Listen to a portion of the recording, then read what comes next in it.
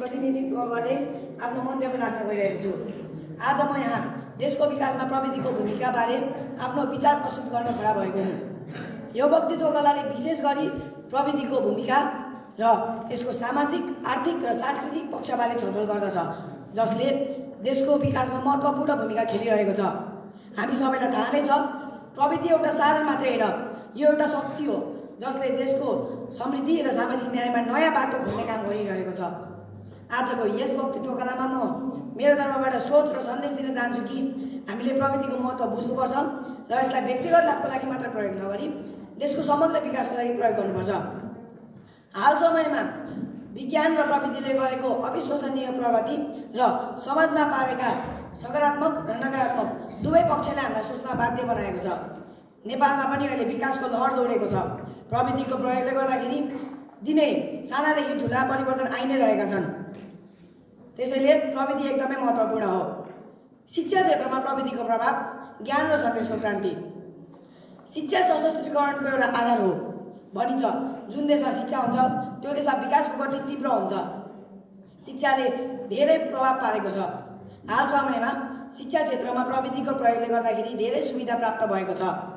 विद्यार्थीहरूले विश्वविद्यालयका कोर्सहरूमा अनलाइन मार्फत नाम लेखाउन सक्छन्। यसले गर्दा धेरै सहजता प्राप्त भएको छ।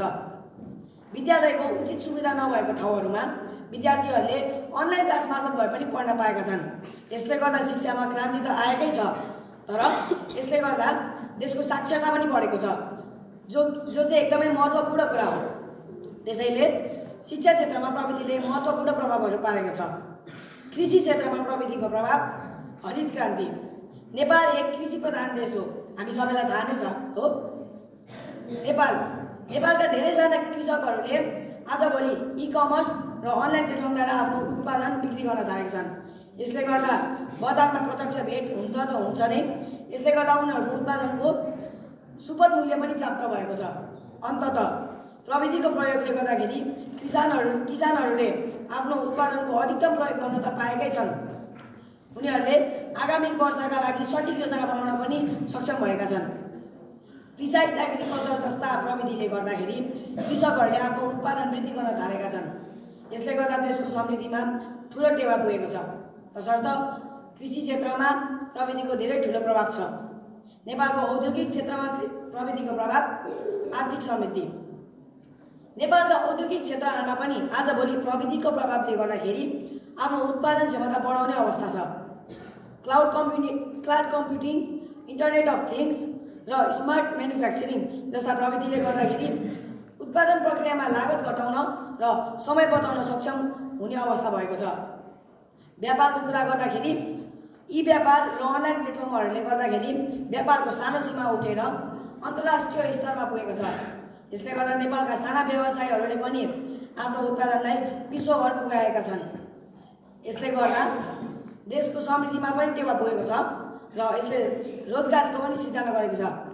यसले गर्दा बौद्धिक पलायन पनि रोकिएको छ, किनभने हामी सबैलाई थाहा नै छ नेपालमा रोजगारीको कति अभाव छ।